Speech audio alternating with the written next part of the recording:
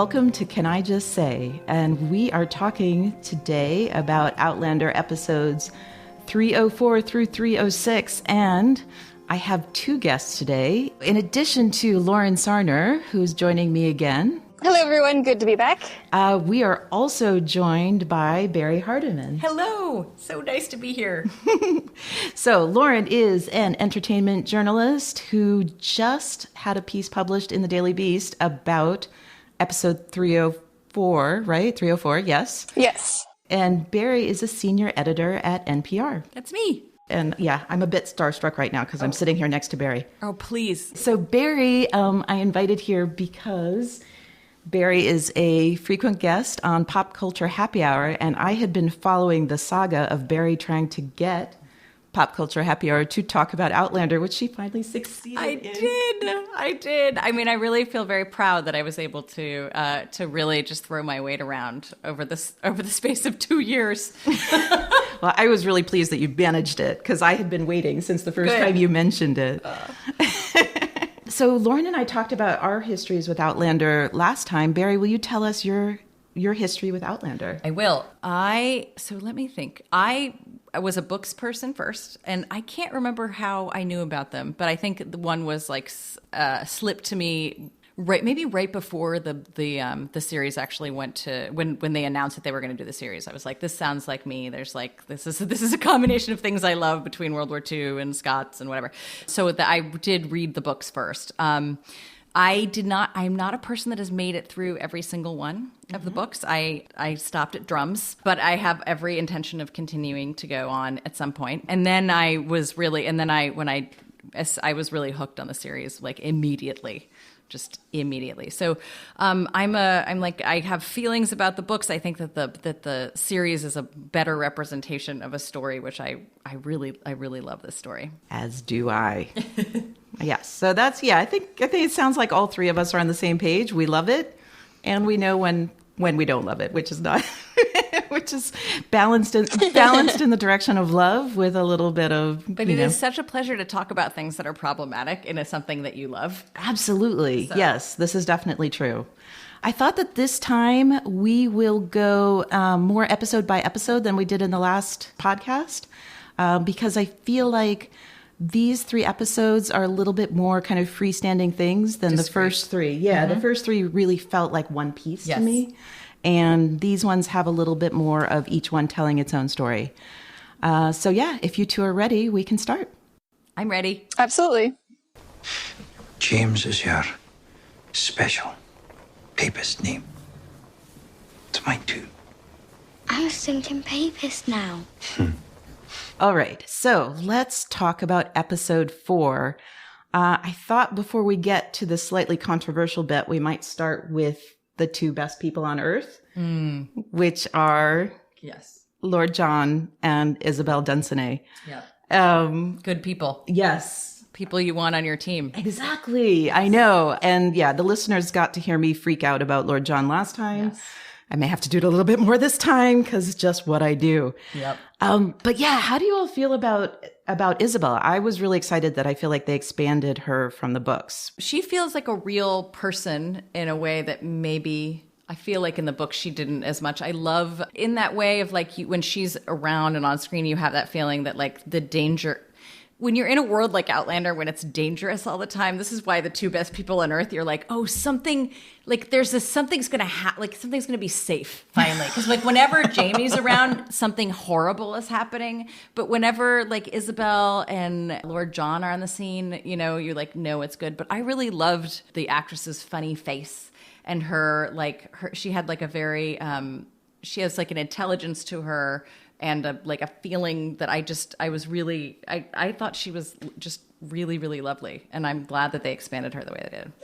I agree. And I also loved Lord John's incredulity when Jamie was just like, you're marrying a woman? And Lord John was like, well, who else would I marry? I have no other options. Right.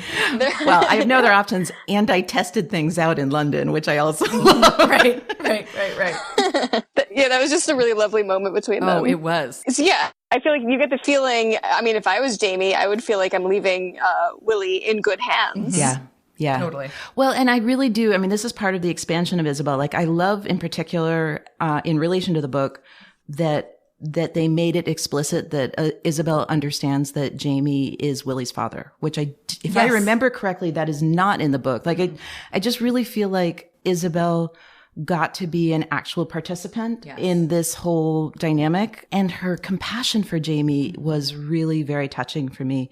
Especially, I mean, even in the beginning already, where she said he thought she was talking about the horses, but she talked about, that she says a cage is still a cage when she talks about a magnificent creature being in a beautiful space, but not free. Yes. That's right. I also, did you get the feeling at the end did you think she was going to hand the baby to him? I did think that she was going to hand the baby to him. But I love that she didn't, but you could see her think, I might do that, but I can't. And I thought that was such a lovely moment. My heart swelled and then crushed in all of the good ways. I mean, yeah, I guess in a lot of ways she is representing our feelings. I mean, I want to talk, when we talk about Willie soon, about what children mean, especially to Jamie. But I feel like she was the character, also Lord John, but especially Isabel became the character that kind of was having the emotions that we're having about Jamie not being able to be the father of his son. Right. So yeah, her compassion was very meaningful to me. And I love that we got to see, like, time had obviously passed through all of this, that we got to see how much Jamie and Lord John's relationship had developed and had become so casual and fun. Yeah. Yeah, they seemed like they were really like bros. Yeah, they really were. Which is why it was so weird when he was like, "Hey, dude, I'm here for you." And Lord John is like, "No, I don't what?" Right. Like that was just like a bad moment, you know. Oh, but see, I love that moment. I love that moment, but that was such a funny it had the feeling of comedy more than creepiness. And I thought that was sort of clever and down to the acting to a certain extent. Well, and this goes with a continuation of, I mean, Lord John is, you haven't heard me go on, Lord John is one of my absolute favorite Outlander characters. He's a great character, period. And he does show up in the later books. Yeah. And he has his own books, right? He has his own books, and they are spectacular. Oh, really? I love his books. Oh, is that true? Yes. I'm gonna dig in. I didn't know that. They are so good. We actually there was like a little Easter egg for people who've read the Lord John books, that one of them is called The Scottish Prisoner. Oh. And the fact that Lord Dunsany talked about The Scottish Prisoner. That was an Easter egg for those of us. That's a wink for you. So yeah, Lauren, how did you feel about the not a proposition, like the bargain that Jamie was trying to say? And he tried to sell his virtue. It was amazing. Yeah, I have to say, that's not a moment in the book that I loved. And so I know that was one of those moments they kept in because it's like one of those iconic moments between Jamie and Lord John. But yeah, and I really thought the actors nailed it and made the tone work. Yeah. I mean, I think that's really David Barry he's just killing it as Lord John. He's they're both doing amazing. And they're somehow managing to make, this was the second Lord John scene that I was like really looking forward to seeing, but also really afraid of. Yeah, David Barry did it perfectly. Like just the right amount of kind of like a little bit insulted, mostly amused, but getting what Jamie was trying to do. Right. Yeah, that's one of those scenes that really captures the essence of their relationship and who both of them are and how they really get each other. Cause he was both insulted and amused because he knew the spirit that Jamie meant it in. Mm-hmm. Yeah. Right. And the incredulousness with which he received it was so sweet. And again, like played a little bit for comedy, which I think was the right touch. Yeah, I agree. Well, and he certainly was amused. Mm-hmm. It's very sweet. And it also breaks my heart because the whole, like, I should probably want you for the rest of my life. Or until the day I die. Not the rest of my life, till the day I die. I know. Which is true. Oh, man. Oh, my poor sweet Lord John. It was also a nice little shorthand about how the relationship has developed, because in general, particularly in Jamie's storyline this episode, time is a little bit nebulous. Yeah. Yes. So like he and Lord John have by this point been friends for years, but we're not really sure how many years. Willie's what, like 7? Yeah, I don't remember how old he's supposed to be, right? So yeah, around 7 years passed, but of course Jamie and Lord John both look exactly the same. Right. You cannot find a crow's foot on anybody. No, only Claire has crow's feet, but they're perfect. Right. Perfect crow's feet. But it is true, like the two characters together really made me come out of this, I think even more so than in the book, just really, the tragedy of him leaving Willie was tempered by how much faith I have in this couple and their love and respect for each other, and then also how they were going to raise this boy. Right. And I love, too, that you had the sense that that they were going to be friendly to each other, that they were going to be a team. Absolutely. Yes. And that team, when they're standing together at the end, and even though it's not perfect, and it's not perfect that Lord John doesn't have any other options, and maybe Isabel doesn't either, that there was going to be love in that relationship, even if it is not of the variety that he was explaining to Geneva. Right. Well, I mean, then that is a point. So maybe we'll move on to Geneva, but I think that is actually really interesting in a show that is about, and an episode that really is about, or I guess that's the next episode that's even more so, but in a part of this story that's really about leaps of faith because of the love of your life, that we see so many variations on the type of pairings and types of love that exist that in a lot of ways are in contrast with Jamie and Claire. Right. If you all are ready, I think then now we should move on to Geneva. Woo! Lauren, did you want to start this since you did write about it and all? Well, I'd first like to start it by saying that Geneva, initially when we meet her and she's being very bratty, really reminded me of Buttercup in The Princess Bride at the beginning. Yes. Oh, that's a perfect comparison. I love that. Yes. Wow. Oh, totally. Like down to the in the mud, the whole farm yes. boy, fetch my horse, that kind of thing. Total farm boy. Oh my God, that's so funny. I love that. That's true. And perfect timing for the anniversary. Yeah. That did not farm occur to me. Farm boy, polish my armor. So yeah, I really liked how the actress was playing that. Farm boy, take my maidenhead. Wow. Pretty much. That just adds new layers because definitely Jamie is not. Wait, oh shit, what's his name? Wesley. Jamie is no Wesley. Right. No. Wesley or the Dread Pirate Roberts. Or the Dread Pirate Roberts. Well, that will come in. Sorry, spoilers. Pirates. Sorry, you say pirate, I get excited. I had a feeling you would. Yeah, I love how they introduce her character with the drawing of the straws. I felt like, anyone who hadn't read the book understood 100% who this person is. Yeah, that's true. The minute you saw the stable hands drawing straws. Yeah, that was a clever moment. That's true. Right? Yeah. But I also love that they made her more interesting than just this bratty girl, basically. Like, I love the whole thing where he does dump her in the mud and she loves it. She laughs. Right. Yeah. She's so into it. I think, she seems to me like someone who had been waiting her whole life for someone to like dump her into the mud. Yeah. I mean, she genuinely has a crush on him. She's just absolutely terrible at expressing it. Yep. Yes. Yeah. All right. So let's talk about the, let's go in the bedroom. Yeah, people. Let's go in the bedroom, or let's go into how they get to the bedroom, right. I guess. Let's go in the stable. Yeah. So for people who didn't read the book, you may be aware that there is some controversy about the scene in the bedroom. Lauren, did you want to talk about how they changed it for the show? Yeah, so I actually wrote a whole article about this. Yes, you did. Basically, in the book, Jamie and Geneva have sex. She changes her mind right when they're about to have sex, and she says no. She gets cold feet. He does not listen, and he still proceeds. So it's basically he rapes her. It's not a black and white scenario. There are a lot of shades of gray because she does blackmail him, but she says no, and he proceeds. So it's very unnecessary. Like the fact that he rapes her really does not contribute to the plot. And in fact, this debate just kind of distracts from what the plot is supposed to be. So the show very wisely took that element out. She obviously does not say no.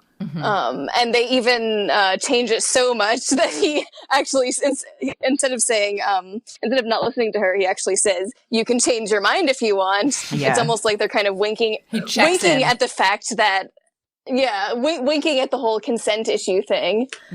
Yeah, so it was just kind of a beautiful way for them to update it for our current conversations about rape, because the book did come out, I believe it's 92 or 93, when obviously our conversations about consent were different.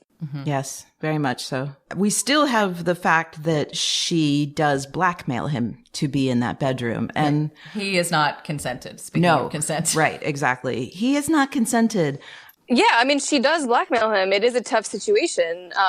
And I like that it's a tough situation. Like, she is not a good person, but it doesn't mean that it's fine for him to not take no for an answer. And so I like that that element just really kind of confused the situation even further. And so it kind of shows that it really didn't need to be there. Well, I will say too, I mean, it's like, I think for me, it's like, it's still a step further than a tough situation for a man that we've seen raped in the first. To be coerced. In the first season, that Jamie's relationship to consent is really like specific. And so for me, it is sort of a rape for him. And I know that they've made it, I understand the choices they've made, and I'm so glad that they took out that, the stuff that's in the book. But it's so problematic. And then particularly then followed by the scene with Lord John Grey when he's then like, well, you can have my body. Right. Everybody else has my body. And it's like, and there's two ways to look at it. One, it's kind of like everybody who's watching it recognizes that this is kind of what we want from Jamie, right? Like, we would like to see Jamie like doing it in a bed, but at the same time, and he recognizes it too, but there's also something really plaintive and terrible about it, because he is just like, well, you might as well take this body. Right. And that progression is, if I think about it too much, it makes me icky. Yeah. No, absolutely. I mean, there is this sense in the show that everyone wants Jamie, which, as you said, like, that is on some levels, right, kind of the premise of the show in many ways. I feel like they tried really hard by showing that, once they were in the bedroom, she suddenly became very freaked out by the situation that she had created. Right. Not freaked out to the point of saying no, so that's what they took out. But I feel like what they were trying to do, and I still haven't decided where I come down on this. So they showed her being very vulnerable because she's uncomfortable suddenly with what she has orchestrated. And you can see the moment where Jamie takes pity on her. And I think that's the transition that they constructed to make this go from him being like, fuck you, you don't get to use my real name, to, okay, wait, let me, like, you are a very young girl. Right. You're afraid. Right. Let me now, like, show my compassion to you and help you through this. I feel like they did that really well. I don't feel like that negates what both of you just said. Like, that doesn't negate the fact that he was coerced into this situation. And this is a man who was, many years ago in Outlander world, not that long ago for us, raped horribly. So yeah, it is very uncomfortable. And it's really hard to come up with a full-on opinion about it. But I feel like, to some degree, they kind of overcompensated in how nice and pleasant they made the sex scene between them. Yeah, exactly. It's almost hard to believe that Jamie would be that into it, and that even that generous about it, given his past. Right. But I think they did what they could with really hard material, and they exceeded my expectations for how they could possibly fix such a messed up scene in the books. Right. And it's a scene that's necessary because we need Willie. We need Willie to happen. Right. And, I will say too, like, I thought the choice of, no, I'm doing this for me. Right. Which is like, you can see coming from a mile away, and it's like, here comes, we're trying to get a little feminism in here. Yeah. But I was like, okay, I'm on board. I'm on board, because the premise of like, I want this to be, I'm being sold into marriage. Right. Everybody is like, has shitty choices, right? Like he is in a cage basically, and She's she also is in in a cage, right? So I thought that they were able to, because of the way that they had reconstructed it, I felt like they were able to wring out the pathos out of both of their situations, right, in such a way that I found this episode as a standalone incredibly satisfying because of the way it was constructed. Yeah, no, it's true. I mean, I think people in cages and people not having options actually might be the thread that is binding this whole episode. I hadn't thought about it that way, but I think that really might be it. Well, and I think that there is a line in here that I think is a deliberate callback, that he says that she can watch him if she wants, which I'm pretty sure is a callback to Mary McNabb. And then it's giving us a way to understand this, that this became for him, once he understood Geneva's vulnerability in the situation, it was a way for him to basically saying, okay, I'm going to give you this gift. Like, I'm going to choose to not just like, I'm going to choose to ignore how you got me here and now see you as a young girl, and I'm going to give you the gift of this experience. Yeah. Again, that doesn't mean I don't have problems with it, but I'm just like, no. But I will say, like, it's funny because I found the problematic.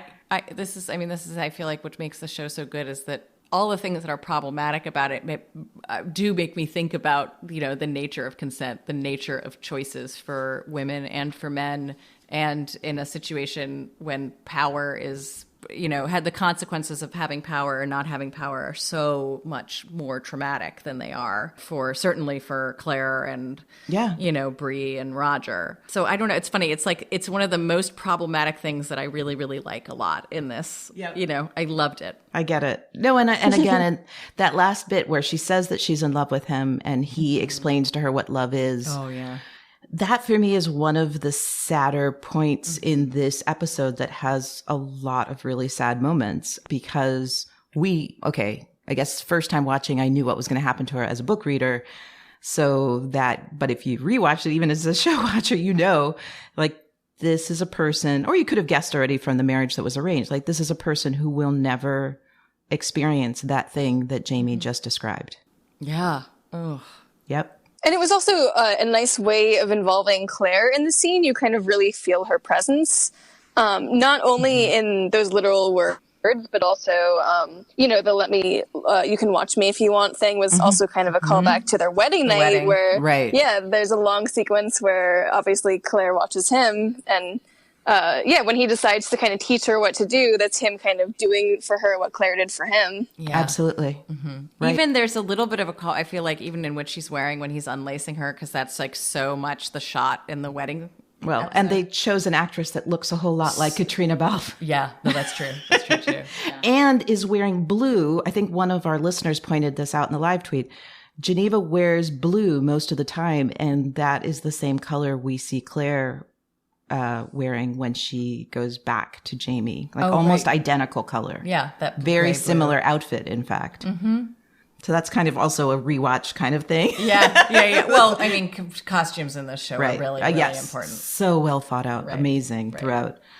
So then we get Willie, and then for me, this is where we get to what is truly the heart of not just this episode, but for me, in a lot of ways, the show is, for me, one of the most heartbreaking things about Jamie Fraser in general is that he's a man who is a leader who takes care of people and was robbed multiple times of the ability to do so for his biological children. Again, I always have to remind everyone, he did have Fergus. Fergus always seems to get forgotten as a child of Jamie Fraser's. That's right. He does pretty good with his nieces and nephews later on, too. Yes. Or nephews, yeah. But the fact that he is robbed of being a full-time or full-fledged father to any of his biological children. And, you know, we had in one of the first 3 episodes, the one where Jenny says like how he looks so bra with a baby in his arms. Oh my God. Right? If you know Jamie's future, then that is a heartbreaking line. That's tough. Yep. Ugh.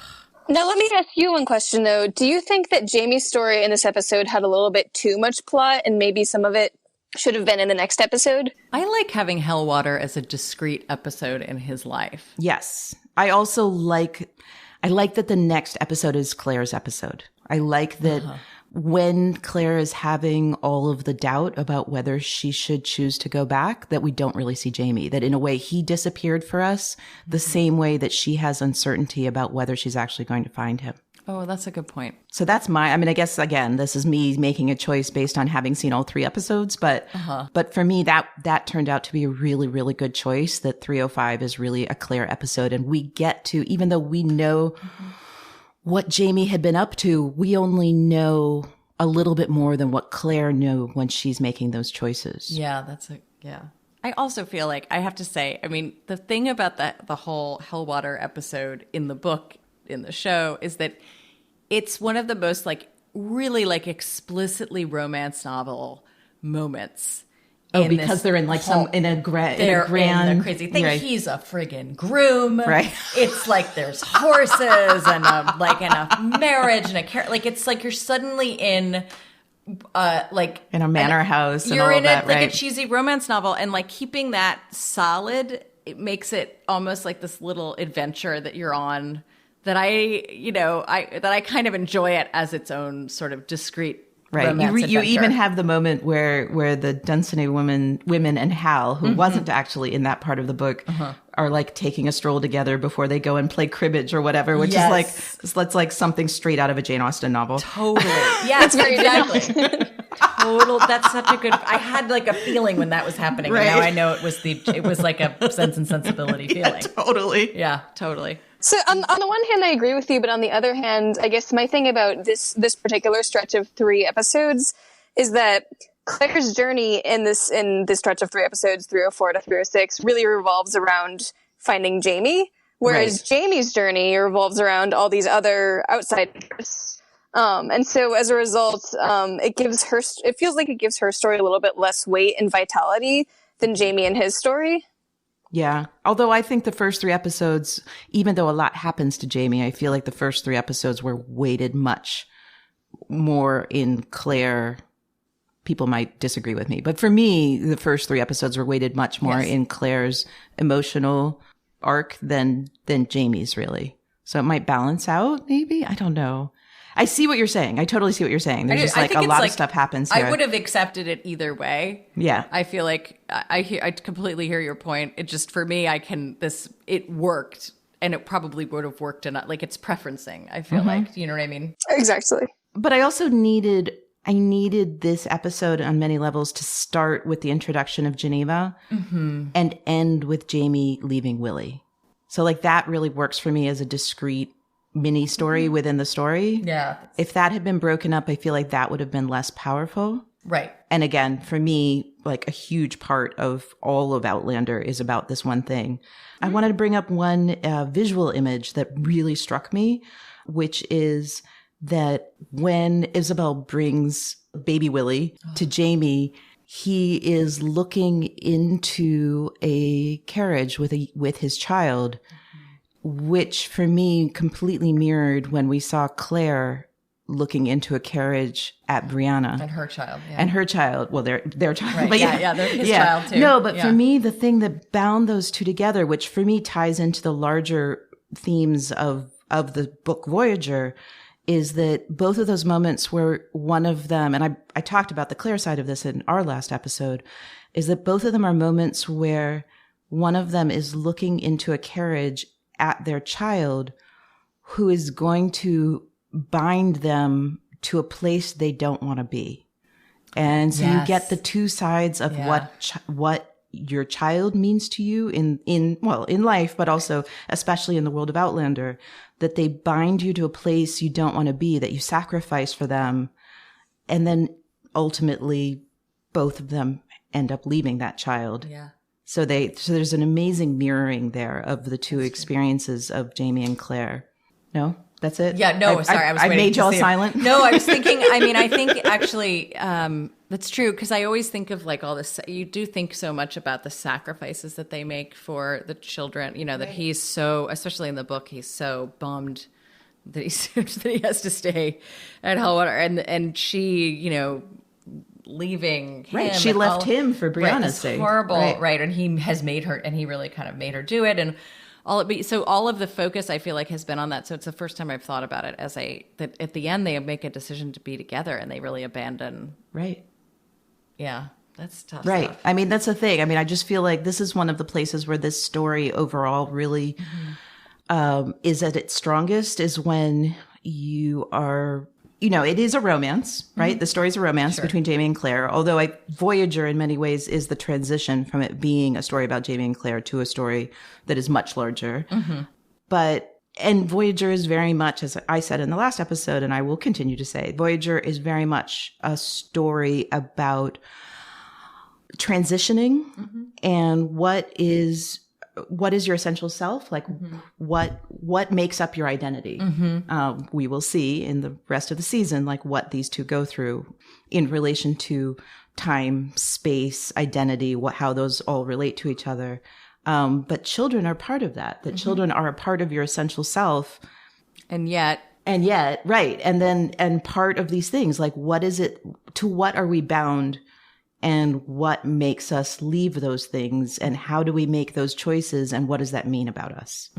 Well, yeah, we can get into this a little bit more next episode when we talk about the scene between Claire and Sandy. But speaking of the fact that they kind of choose each other and leave their children, I kind of like that this stretch of episodes highlights that there is a bit of a selfish element to Jamie and Claire's love. It's not just all sunshine and roses. Like, Claire selfishly leaves her daughter and kind of ruins Sandy and Frank's romance. Well, I mean, not purposely, but her love for Jamie, that is its cost. Right. And when Jamie, and in turn, Jamie must leave Willie, and there's a lot of sacrifice to them choosing each other.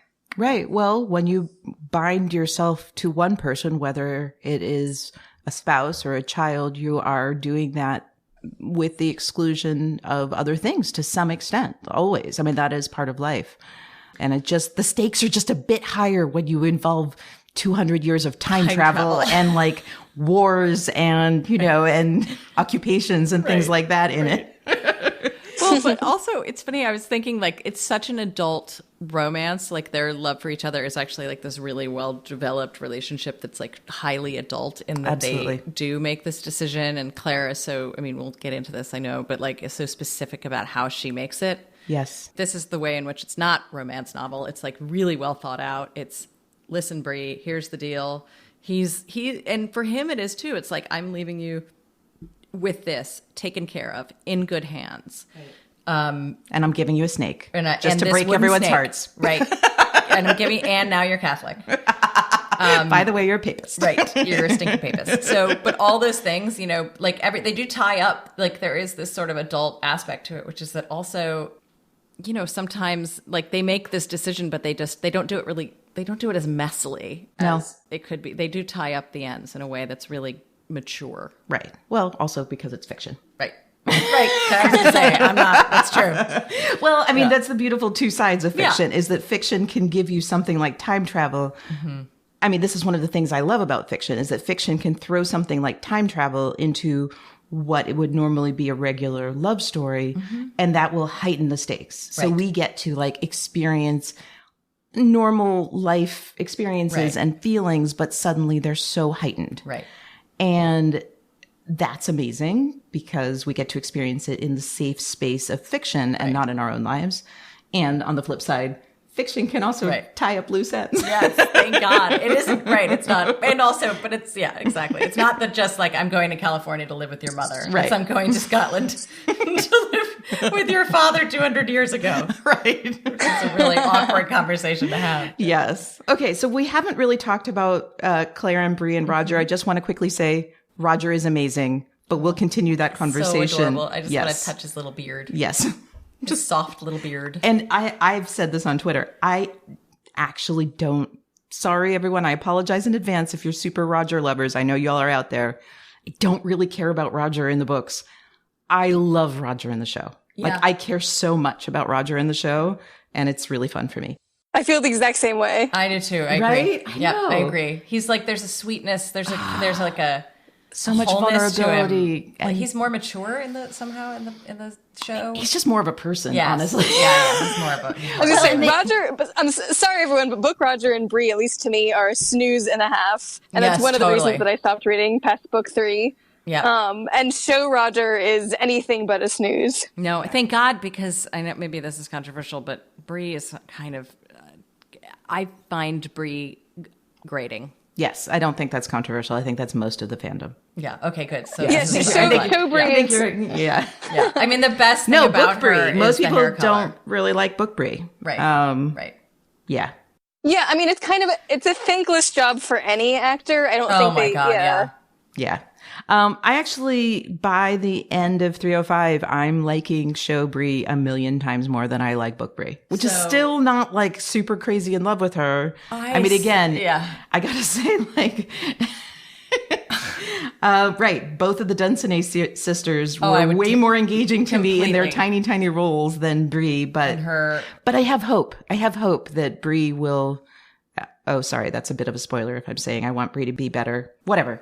You'll get more Brie. Sorry, guys. There's more There'll be more Brie, and I am actually hopeful. Yeah. I think you're right. I mean, it's again, like Lauren is saying, it's thankless. Like when you have to deliver a line that like, who knows history? Right. History could be anything. Like that is some tough shit. Oh, and I admire her for just standing under the cloisters and being like, I just don't know if I believe history.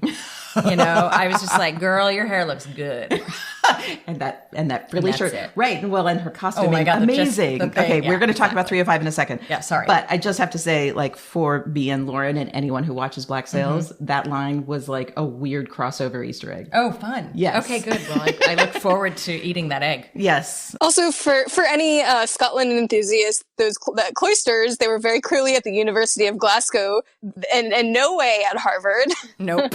That's right. Do either of you want to talk about the ending of 304 and the choice of A Hard Rain's Gonna Fall? This was very divisive in our live tweet. I fall on the side of loving it, but... For me, it made it feel like a CW show, because that's often a thing that CW shows do, have a kind of little music montage. Yeah. And like, I'm not dissing CW shows. I love The 100. That's my guilty pleasure show. But CW shows and Outlander have very, very different tones. Yeah. And so it was very jarring. Oh, that's so funny. For me, it was jarring as well. All right. Because like, this is a sedate drama that doesn't use songs that have lyrics and words. And are recognizable. Like, I just, that thing of like just the horse like limping off and the thing, I was like, wait, I can't, like, it took me out of the moment enough because I had to think about the choice that I found it slightly irritating because I was like, I'm just trying to cry about this man leaving his son. I don't want to think about this. Like, can you just give me my tears? So, well, they probably gave you your tears, but like slightly less tears. Right, exactly. So yes, for me it was a no-go. But although I loved the episode as a whole. All right, so that's 2 against 1. The official, can I just say, verdict is we didn't really like it. I mean, they didn't really like it, but I'm the minority here. Yeah. All right, let's move on to 305. Freedom and Whiskey. I didn't say the name of the other one. The other one was Of Lost Things, which I love. That's ties into Jamie's, our stinking papist. Mm-hmm.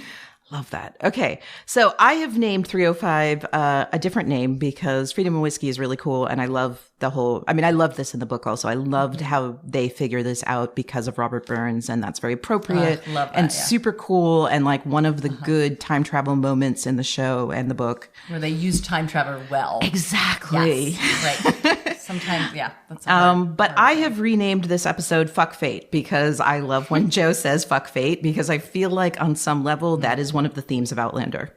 Yes. Fuck fate. I'm going to sew a dress. Yep, exactly. Right. Okay. Also, Joe is just great.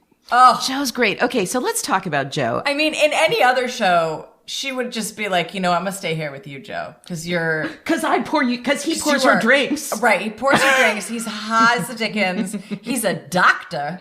Like, I mean, please, like, I just, like, in any other show. It's true. In the book, Joe is married and has a kid who's friends with Ree, but we don't know that on the show. And he does make Joe's, whatever he called it, something special elixir. So he is obviously, I think I said this last episode, he is obviously Claire's one true love. Totally. But other than Jamie, who also feeds her whiskey. So, basically, true. also Roger also feeds her whiskey. Basically, everyone knows that the way to make a woman's heart, at least Claire's. Right.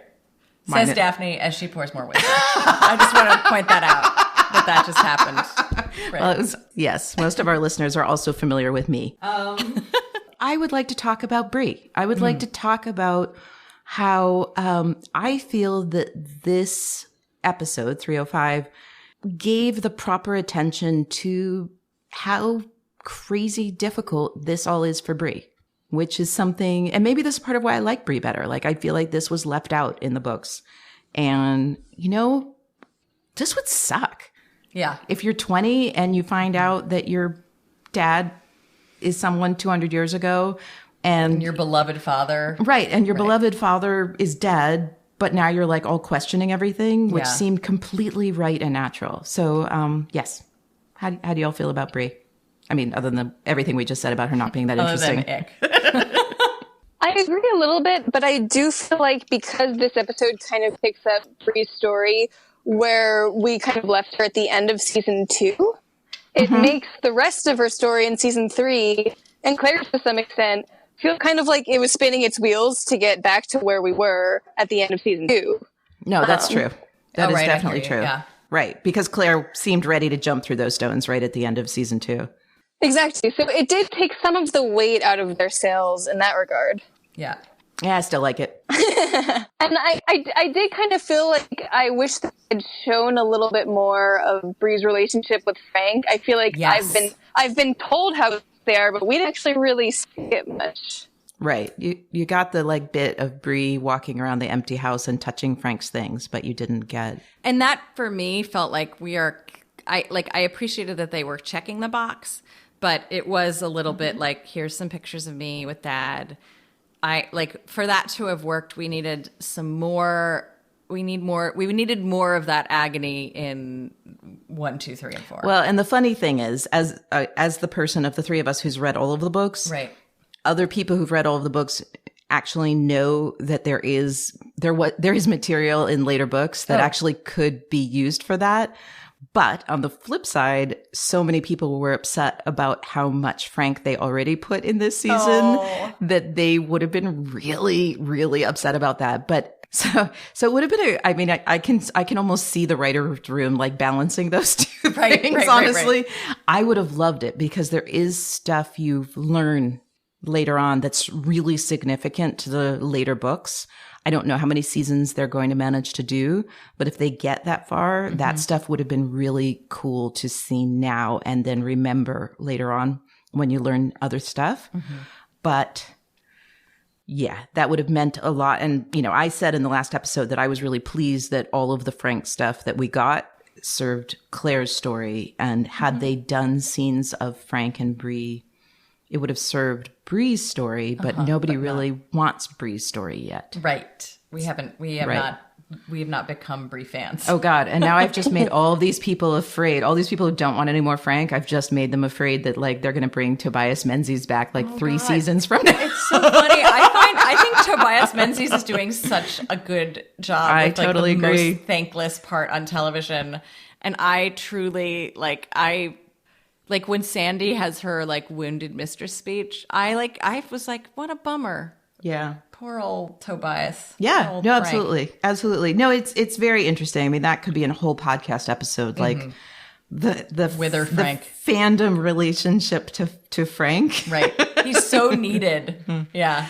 No, it's interesting because I actually right now I'm kind of the recipient of a lot of messages from a friend. Hi, Allison. You will listen to this eventually, but you're not at season 3 yet. Her reactions as a totally not book reader to stuff. And she has a lot of compassion for Frank. Oh, interesting. Yeah. Yeah. Yeah. It's really interesting. Because someone like me who not only read all of the books, but kind of partly lives in a community of people who talk about Outlander all the time. Right. I'm very influenced. It's just very interesting for me to hear the reactions of people who had no relationship to the books and are just experiencing the show as its own thing. Right. And then I must reiterate that Roger is the best. Oh, Roger. Roger. Even though he shows up on Christmas. Oh, come on. That's adorable. It's totally adorable. But I will say, I mean, maybe I'm just a little part of me was like, wait, where is he? Like, I would have just been like, where are you sleeping? Oh, we my stay God. at a hotel. Right. No, I know. But like, my first thing would be like, I just like would be instantly like, oh my God, it's fucking Christmas. Like, I don't know if I have enough lobster roll or whatever the fuck. I was instantly like, he's adorable, but I did just have this, and I'm in a fight with my daughter. Right. Like, why are you still here? Like, I instantly became stressed as a person who does not like people to show up on my doorstep. You stressed for Claire as just a person hostess duties. and a house. I was just like, oh God, Roger, you're cute, but thank God you're cute. Yes, thank God. But he's super cute. I mean, we cute. We have all these adorable character moments like that. He's like talking out loud to the cabbie who's just like, dude, I just don't give a shit. Right. And then the TV that he watches, they just added all these little adorable things that he's like really into. Every sweater he wears. Yes. Just like sweaters A to Z. Right. And yeah. There's not a lot to say about Roger except that he's awesome and adorable. And I actually think he has more chemistry with Claire than with Bree. Not necessarily romantic chemistry. Totally. No. The actors are... No, that's totally true. Well, and that is like... I think that was even a joke in the books, that it was like, Roger thinks way too much about Claire. Right. She's like... He's always like, she's so hot. He's always like, well, I understand why a man would go... Like, there's all of these like internal thoughts of him being like full, right, like, he is a POV character. Yeah, totally. And so it's like a whole like his internal like monologue about, you know, just like, yeah, like Bree's mom, man. She's like, let me serve her some whiskey. Exactly. And some more whiskey. But also I think that's partly down to, again, Claire, like beautifully acted, in depth, you know, character we know really well.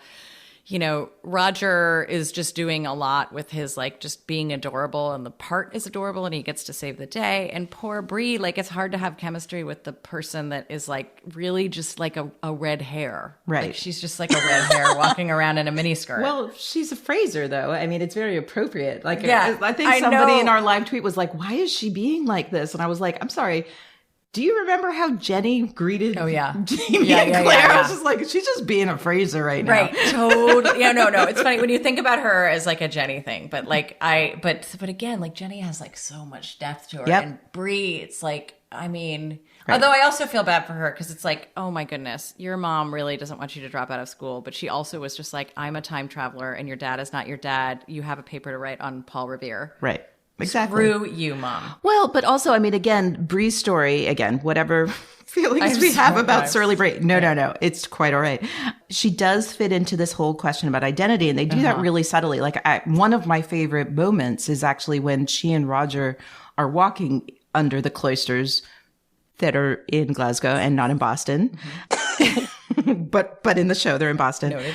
I love that this is a really good hint for stuff. There's a lot of stuff in this episode that are hints for stuff that if you're a book reader, you know. But one of them is that Roger's like, think of all the things that happened here, all the secrets. I'm such a historian. And Bree's like, yeah, I never thought about that. But like, look how cool it is the way they built it. That's right. Right? Yeah, no, but this gets down to like her identity thing is like she is studying to be a historian because Frank was a historian. Mm-hmm. And she's following in the footsteps of the person she believes is her father. And who was her father? No, right. Who was her father? And, you know, I think that we understand, despite whether we like Frank or not, and whether he's being passive aggressive or not, we understand that it's very likely that he was the primary caretaker. Right, totally, because she was doing her thing, right. Which is not to blame Claire for that. Mm-hmm. It's just the reality is that Bree, you know, this is a really, really subtle way for us to understand that Bree identified with Frank, and, you know, biological parents are not more important than the parents who raise you. Right. But it all speaks to her identity crisis that she's having right now. Mm-hmm. But because she is having an identity crisis, it is a little bit hard to believe that Claire would just be like, all right, I'm leaving you possibly forever. Right. Yes. Well, yeah. Right. And before I do that, I'm going to like kind of nag at you about not dropping out of school. Like, I'm still stuck on the like, stop nagging her about Paul Revere. Okay. But on the flip side, I mean, you're totally right. And like, as a viewer, I'm like, obviously Bree is pretty boring and Jamie is great. So sure, yeah, Right. go find Jamie. Yeah, completely. I mean, unless you can get it going with Roger. But yeah. Or Joe. Right. Or Joe. Yeah, no, there's plenty better options. Yeah. Oh my God. Okay. So yes. as a viewer, yes, but as someone who's thinking about them like real people in a family, I'm like, would a mother abandon her 20-year-old daughter who is like Right. flailing in her life and maybe Right. dropping out of college? Yeah, no, Yeah. this is, I mean, and this is a big discussion that I've seen a lot of. Is just like, what does it mean? When can you leave a child? When does a child stop needing you? When Roger shows up and is willing to take care of her. Right, exactly. She's like, he's a good one. Right. It's like, Hey, you got kids. this? Yeah. She's got a full, like, okay, I'm going, you got this? Okay, great, cool. Yes. he I got a seems to. cab. Right. I got a cab and a puddle. He's like, it's okay because I just bought a Christmas Carol. Right. So like, obviously I will I got now be this. Bree's parent. That's right. Oh my God. But yeah, no, it's true. But it is the moment of being like, sometimes you leave and maybe they're not ready. Right. Which is everybody who's again, ever dropped a child off at preschool or whatever. right. I mean, this is one of those things where time travel, like the fact that you can throw Yes. travel into a story, Heightened stakes. takes a real Yeah. dilemma and just heightens the shit out of it. Yeah. And then suddenly it's like, okay, parents live far away from 20-year-olds all the time. 20-year-olds move away from their parents and deal with And they're supposed to. Right. That's how you separate. right, and they deal with identity crises all the time. It's just usually the separation isn't 200 years. And final, right? So final, right? I mean, the whole process of having a child is having this person that is so close to you, and then gradually separating from them their whole life. Right. Well, and the save that they do, which is actually for me very emotionally satisfying, is Bree's argument basically is that you owe this to Jamie. Like, even if you aren't going for yourself, like, he doesn't know that we survived. He doesn't know about me. That's right. And that's a good argument. Right. And so they put it twice in the episode. They put the line that's one of my favorite lines in the book, which is where she kisses Claire Oh, it says give, yeah. and says, yeah, give that to my father. Chills just saying it. And I don't even think I quoted it properly, but just like the thought of it, like that she's just like, he sacrificed everything so that I could survive. And now I'm sending you back to him. That's really meaningful for me. But for me, that's a moment when I wish that Bree's struggle with Jamie as her father had not happened in the last episode of season 2. Because Sure. I saw that a right. while Yes. ago. And Right. so now it seems kind of agree. sudden that Bree is like caring about Jamie a lot, even though she doesn't know him. Yes. Because, it was all the way back in season 2 that she was struggling with this. Right. Yes, that's a really good point. No, and that is an interesting, I mean, they made that choice and I actually didn't love that choice. Like that stuff in Scotland where they're looking for Jamie and Bree's having, not believing Claire, that's actually from Voyager. That's Yeah. not from Dragonfly Yeah, and and Amber. you could have had a better... Right. So they yeah. chose to put that in season 2.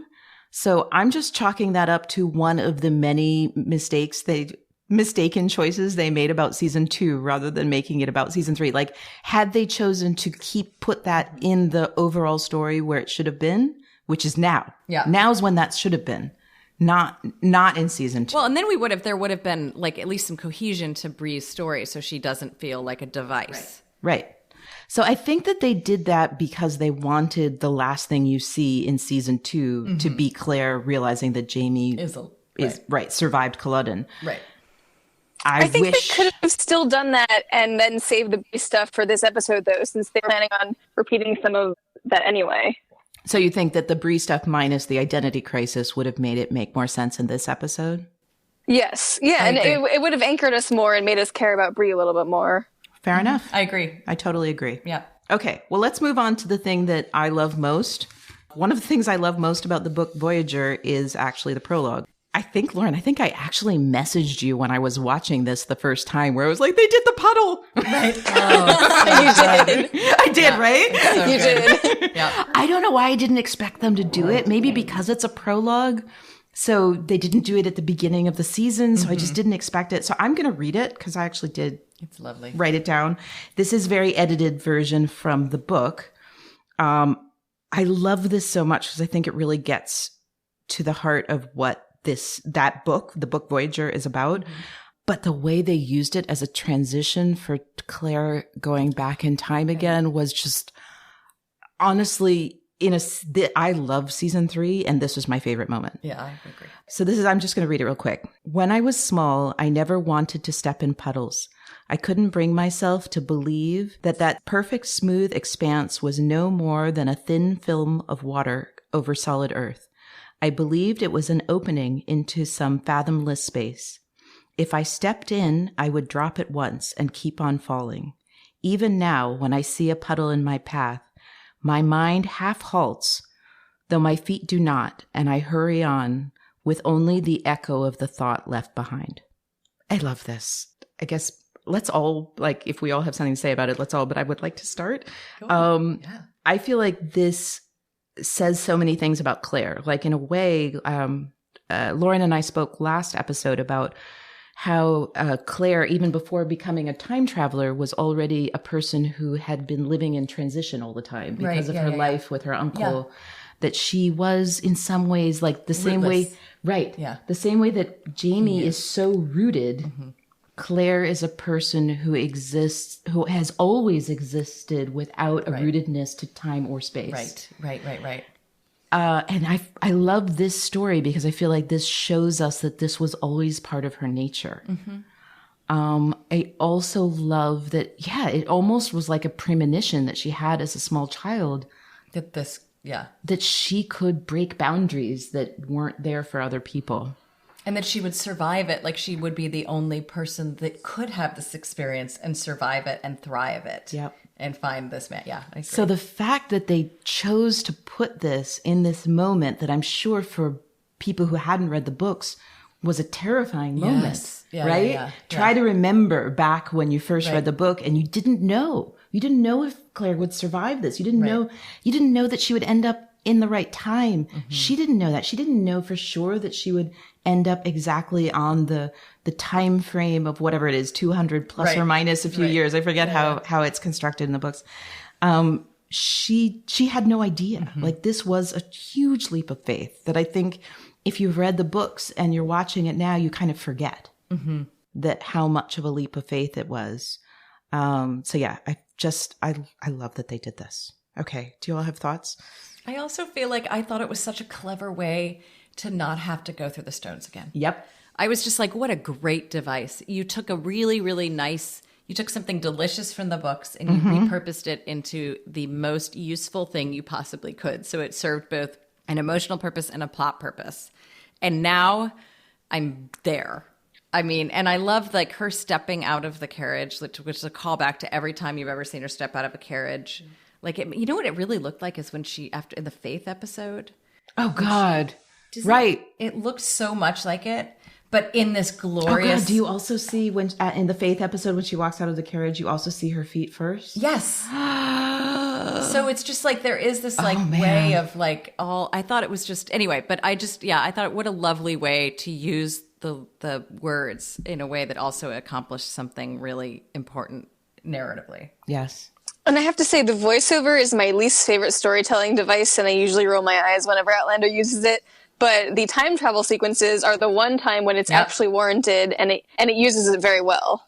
Yeah, totally agreed. Right. And Lauren, you had said last time that you like that they don't like force the mechanics of the time travel on us, that they leave that vague enough to be to our imagination, like not hard sci-fi. Right.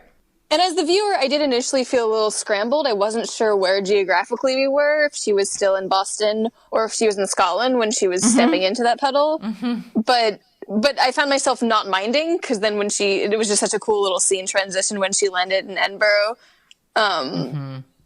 Yeah, it's one of those things that maybe logically, if you think about it too much, you're like, wait, where are these scene transitions? What's going on?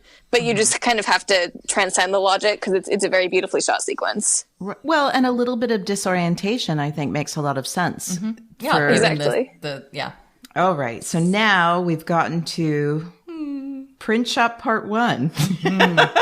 Print shop. Let me touch a sign. Let me just get a load. Let me get a feel on that sign. All right. So Barry, I know Lauren's attitude about this, although we can talk about this. Lauren and I definitely talked about this at the time. Did you expect her to walk in that door? I'm betting that no one expected her to actually walk in that door in this episode. Oh, that you thought there was going to be a cliff, that was where the cliff was going. Right. Huh. Let me think. So I watched them all of a piece because... As did we, yeah. Right. So I guess I didn't, but what a marvelous thing that they did it that way. Right. Like that, especially because they were going to have this break. And well, again, at the end of the next episode, we will have a cliffhanger. They do love cliffhangers. Right. I know. Well, but I mean, please, it's like, that's good stuff. Who doesn't like, come on. I just left off reading to my son and he was like, Mom, it's a cliffhanger. I was like, get used to it, bud. You know, like there's like a lot of people that are still waiting for I love it. Jamie and Claire to bone. Yes, so go to bed. The children of people who talk about stories Right. know the difference at a very young age Yes. between a cliffhanger and a game changer. That's totally true. Exactly. And the denouement. Right. No, but I love that they gave us that. And, I thought about it. I was thinking about it before we sat down because I know, like, I was talking to a friend who hasn't seen the last episode. She's like, oh, you're so lucky. But she said to me, she was like, I'm so glad that I got that taste. Exactly. It I'm gave me, so it was pleased like with I them for needed a doing that. little bit of cool water for my fevered brow. And now I can, and I thought that was smart. Yeah. All right, Lauren, I know how you feel about it. Tell the listeners how you felt about the fact that she did walk in that door. I thought that was a very deviously evil ending on their parts, but I enjoyed it. I enjoy deviousness. Where could they have stopped it where it wouldn't be devious? Exactly. It's true. Anything. But yeah, I did think they would stop out on her hand on the sign.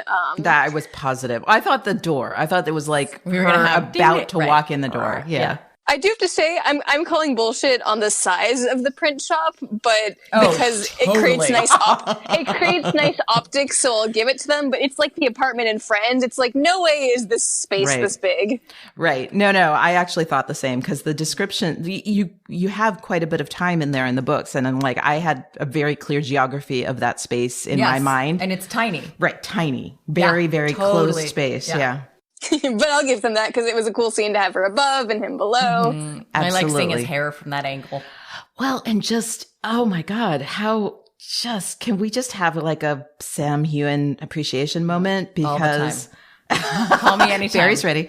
I kind of love that they know what we're watching the show for, and they're not even bothering to try to age him up one single bit. They're like, he's 45, just deal with it. Right. Yep, He's exactly. going to be that forever. Right. Yes. That's right. Yes. Like Claire, they at least tried to give her one single streak of gray, and it's still ridiculous. Yes. Totally. And she still got rid of it immediately. But for him, I mean, he looks ridiculous in bifocals because it's like, you are a very attractive man in your mid-30s. Put his bifocals away. Exactly. Yeah. Nobody. That's just BS. But yeah. they're Like so maybe cute. a monocle. But they're so cute. Oh my God. I could die for the bifocals. Die.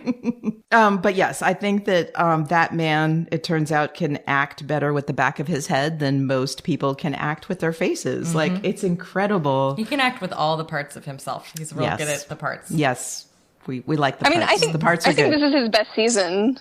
Oh, Yes. I agree. Yeah. Well, it's his season in a weird way. Yeah, it is. Because he's so on his own. Right. In relationship, you see him in relationship to every other character, all these other places. If it's when he's in the cave, when he's with Mary McNabb, Right. you see him and he's not overtaken by the love story of Claire. But at the same time, I mean, that man, I think like one of my favorite moments, okay, we really are doing Sam Hewen appreciation moment right now, aren't we? It's okay. One of my favorite things is I think it's the Garrison Commander when they have the fight. Wait, no, it wasn't the Garrison Commander because it's after they're married. They have that fight where he just kind of collapses it was after she had been captured by the Redcoats. Oh, right. It was the episode where he saved her from Blackjack Randall. That was the moment where I was like, okay, he's been good up until now, but then they have this fight and he just collapses from his Just emotional. right. Just he, collapses from all of the fear and tension of having thought he lost her, where I was like, this dude, he's really good. And then, this season, again, we're going to have to do this for Katrina Balfe because she's also... Oh, amazing. I know. Totally. But I agree. I think this is his season. Yeah. No, and right. And I thought that was like, oh, he can't get any better than that. And he has just consistently gotten better. Despite bizarre hair/beard choices that they've made for him. I don't care. None of those here. Thank goodness. And we can get into this a little bit more when we discuss the sex scene, but although I love and simultaneously find hilarious the fact that they do not bother aging him at all, and they're like, he's in his late 40s, accept it. Right. I wish they had, it's very distracting when they have the lines referring to how old each other are, because it just calls attention to the fact that is they haven't clearly aged. not the case. Yeah. Well, also, you know, all the lines about Claire being chubby. Right, all this like you're at. Oh my god! Like stop with the. Although even it's funny. Even reading it in the book, I rolled my eyes. All of those because it's funny. But particularly funny when they chose an actress that looks like Katrina Balfe. Yeah, come on. And she's perfect in the role, but yeah, just the comments about her appearance just are silly. Right. Joe, do I still have it? Right. Yeah. Like, come on. Stop torturing Joe. Okay, so now that totally works for me. I mean, insecurity is a thing. Like it insecurity, is. like even if you're as beautiful as Katrina Balfe, you can still have insecurity. Totally. But at the same time, it's real hard not to be like, oh. Come on. Mere humans have to watch this show and listen to you Exactly. talk like that. Right. That's true. That's totally true.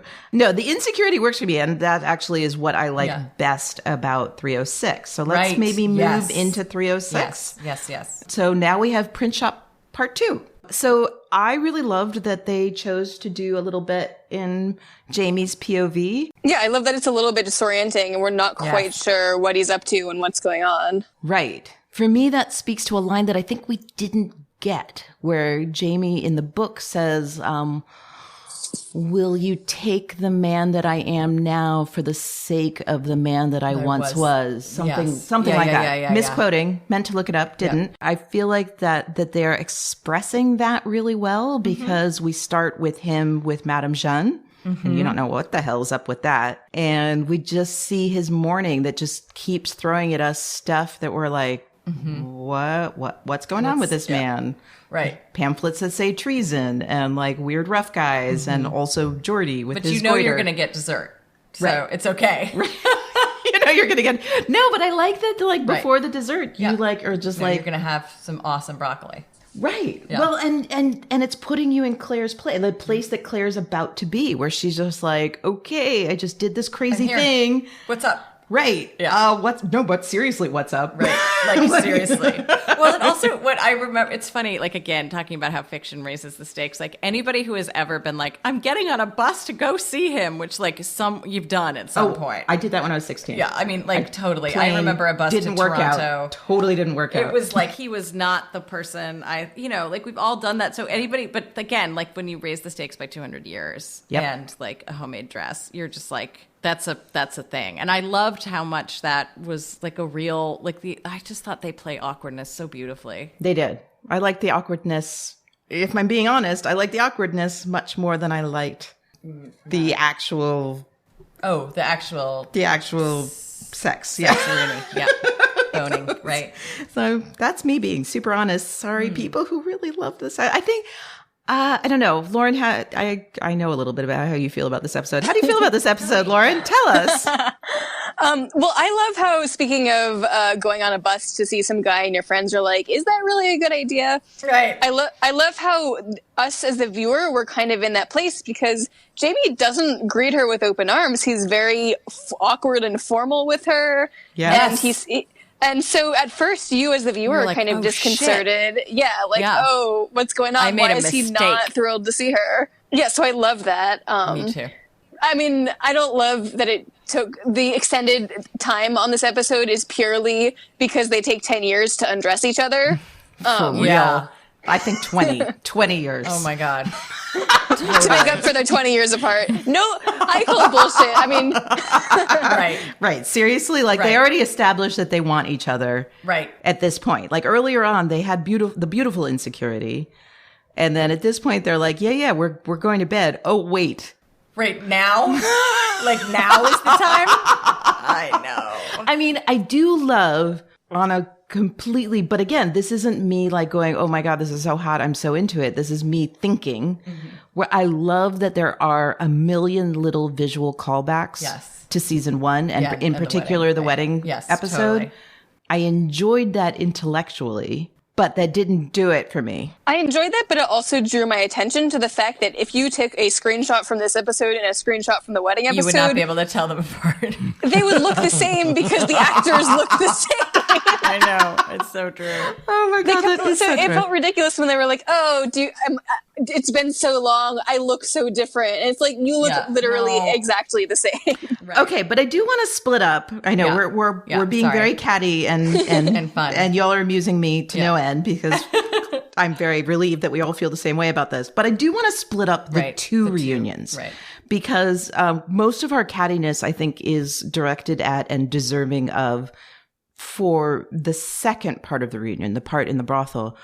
The first part of the reunion, I'm going to rein it in a little bit. Let's be serious. The first part of the reunion is spectacular. Oh my God, it's so okay, good. First of all, this is back, I guess, to the last episode, but both episodes, I love the faint. I mean, the faint's in the book. Because it seems real. Right. I would have fainted. Exactly. It's like, it's really good moment of us realizing, like, Claire knew what she was doing. Like, she had whatever fears and dangers and whatever, but she knew she was about to walk in that door and probably find Jamie. Like, he had no idea. He never thought he would see her again. Right.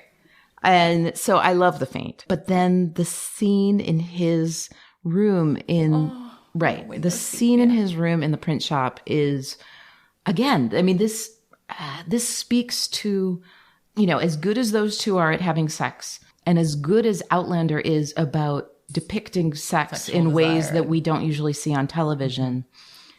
That scene where they're talking about Bree and he's looking at the photographs and he is floored. Like he has to sit down on the bed because he cannot contain himself. Yeah.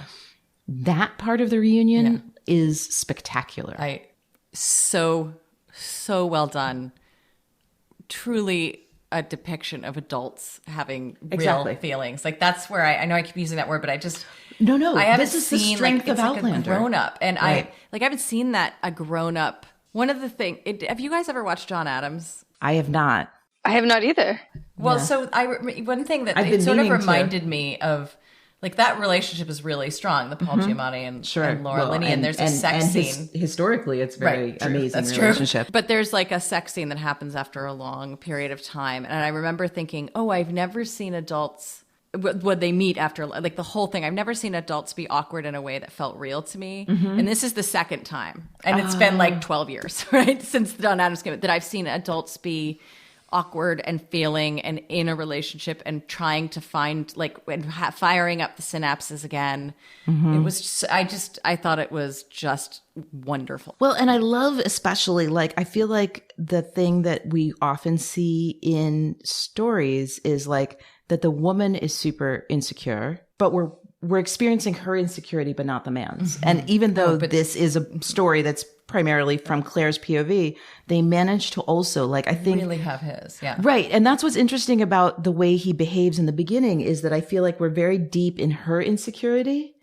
But then over time of this episode, we understand that his behavior, again, there's stuff that book readers know that's coming, or not. I'm really curious about what's going on in his mind during all of this. But I love that they bring it to a place where little by little we start to understand to what extent his behavior is based in his own insecurity as well.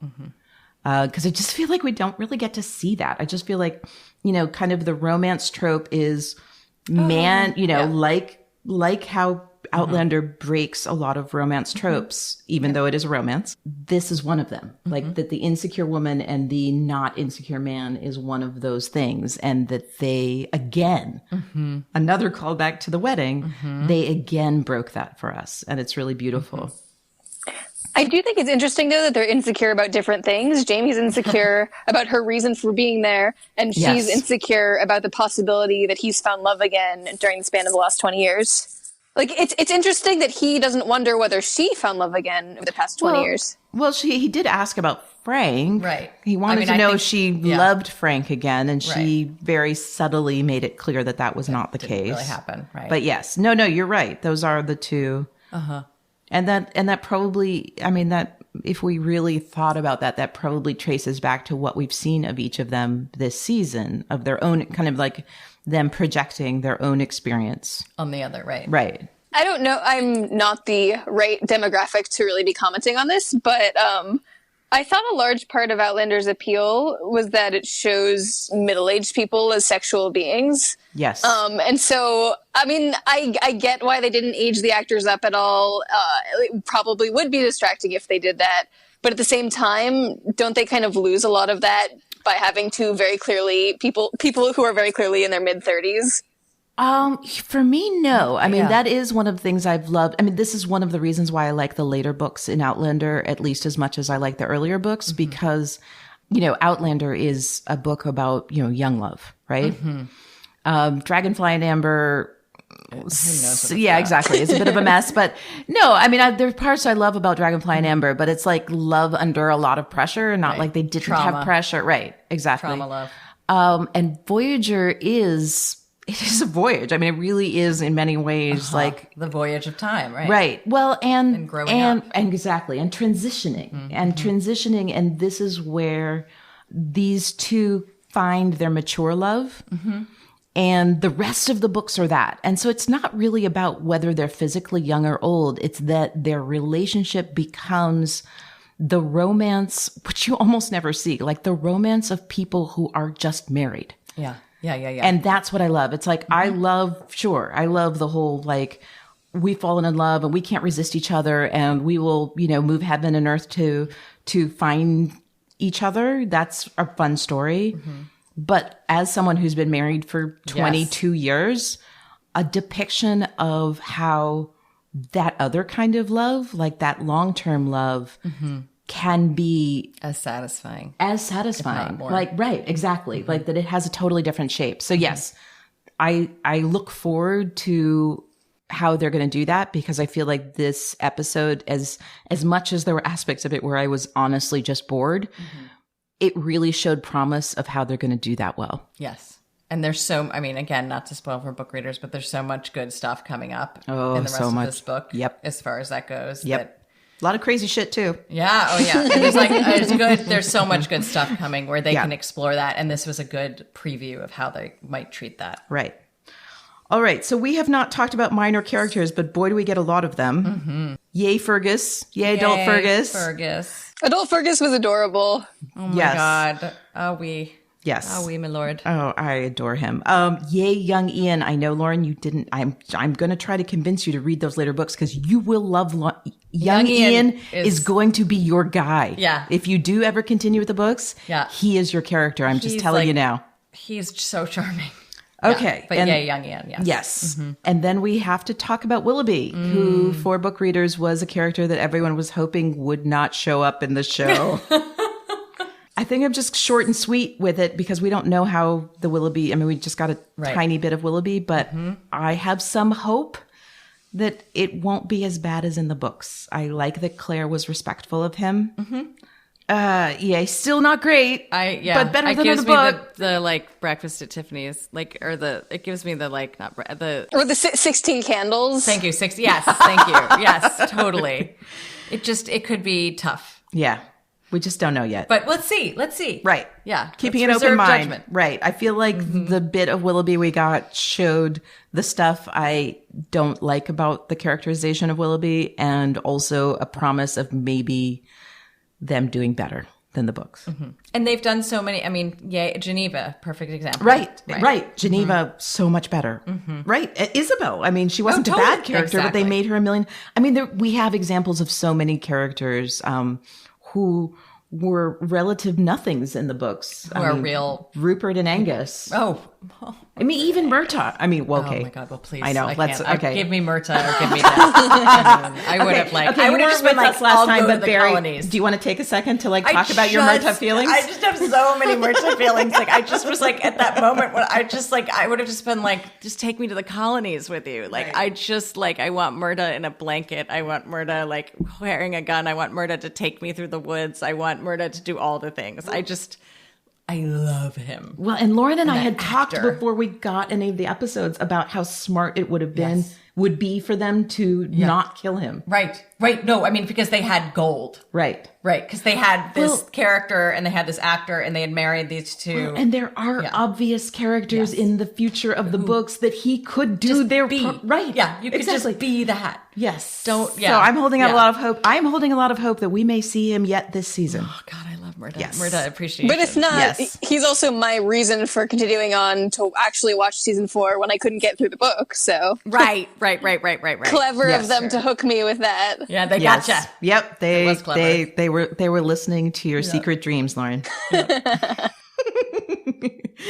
All right, I think we're ready to move on to the final part of our episode. Even now, when I see a puddle in my path, my mind half halts, though my feet do not, and I hurry on, with only the echo of the thought left behind.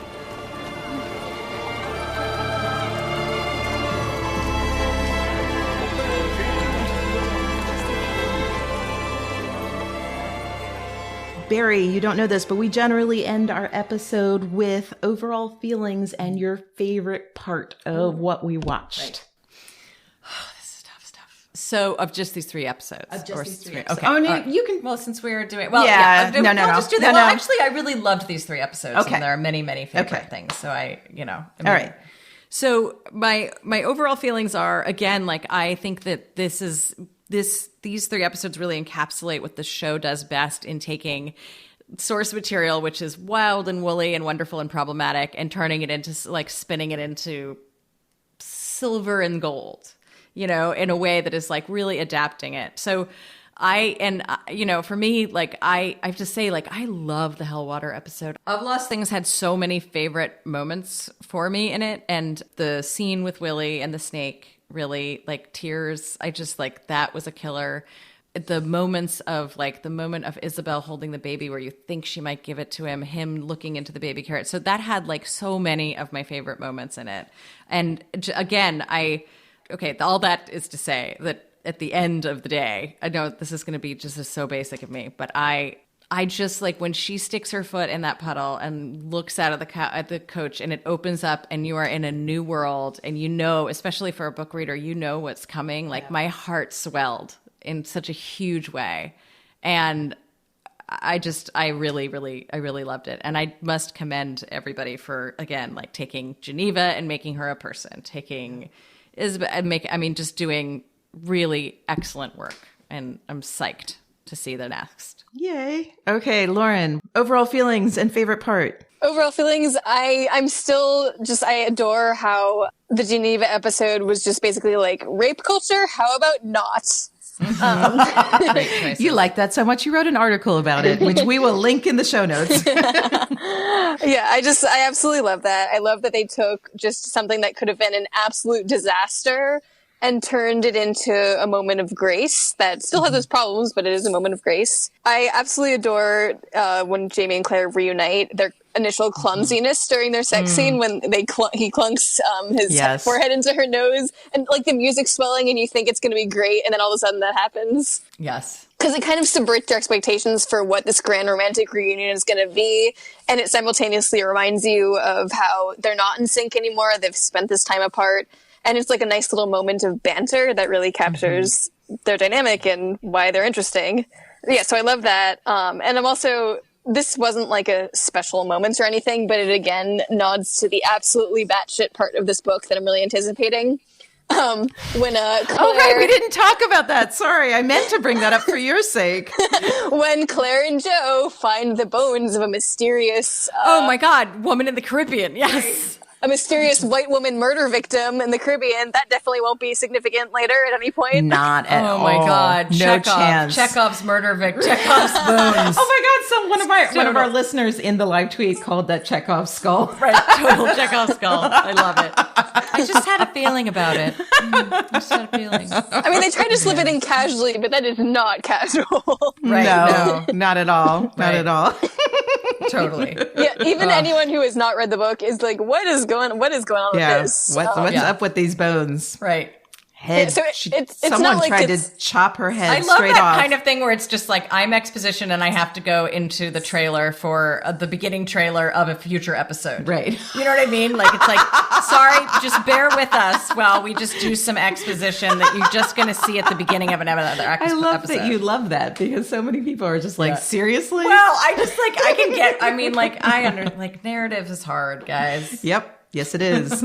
I'm like, bring on this absolutely batshit sequence. So, all right, the more nods to it, the better.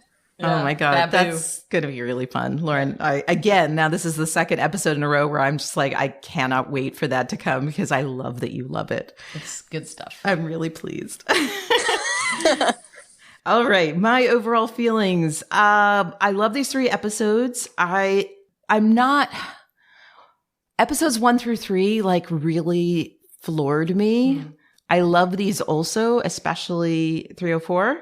And my favorite part, I think my favorite part is just all the Roger. I mean, even though I didn't talk about him that much, and there's so many things that I truly love. Like there's so many things that emotionally floor me. I mean, especially the puddle thing, but still these little character moments about Roger, I just feel like were just so brilliant and so well done and will pay off for us. I just feel like I know Roger, even though I read all of the books. I feel like this Roger I know better than the Roger that I know from all of the books. And I'm so appreciative of it because it's been darling. It's a good investment. Yes, absolutely. All right. Oh, thank you, ladies, for coming. Will both of you tell me where people can find you on the internet? Lauren, tell us where we can find you on the internet. You can find me on Twitter at Lauren Sarner. That's just my name. The article that I wrote about 304 that we mentioned is pinned on my profile, and I'll leave it pinned by the time this episode drops. And I'm also now writing about TV at the New York Post, so you can find my articles about TV there. Yay. All right, Barry. You can find me on Twitter at bhardymon. That's BHARDYMON. And let's see, you can find on that profile, you can find my sort of mini preview of Outlander from a couple weeks ago. Which I will also put in the show notes. That's me on the internet. Sometimes you can find me, shopping at a Madewell sale. I don't know. Other places you can find me on the internet. Right, in Teach. So, yes. All right. And I am at Daphne Olive. The podcast is, if you are looking for us on Twitter, is Just Say Podcast. You can always leave us comments with the hashtag Can I Just Say. You can also find my other podcast, Fathoms Deep, about Black Sails. Go watch Black Sails. And Lauren was featured on that podcast a number of times. Thank you, everyone. And we will see you in a month where we will be talking about episodes 7 through 9. Thank you. Thank you. It was so much fun. All righty. Bye. Bye. One last thing. We nip for the road. Sometimes you're having so much fun that you forget to do what you're supposed to do. And that was definitely the case with me talking to Lauren and Barry. I realized afterwards that I totally forgot to talk about our next episode of Can I Just Say, which will be on November 6th. Elizabeth and I will be talking about Jane Eyre, the book by Charlotte Bronte. We are really excited about it. I haven't read it in ages. In the beginning of December, then, we'll be covering some number of the adaptations. We have not decided which or how many. I think, to no one's surprise, one of the adaptations we'll be choosing is the one with Toby Stephens. So yeah, read Jane Eyre, and we're going to have a lot to say about it in 2 weeks, and we hope you join us. Oh, right. Also, please leave us a review. We really, really need those reviews. They're so helpful to us. We have a growing audience, and we're so excited about that. But please tell your friends, tweet about us, leave us a review. These are all good, but especially those reviews. Thanks. That's brilliant. You could have your very own utility belt, just like the Cape Crusader himself. You really do watch a lot of TV.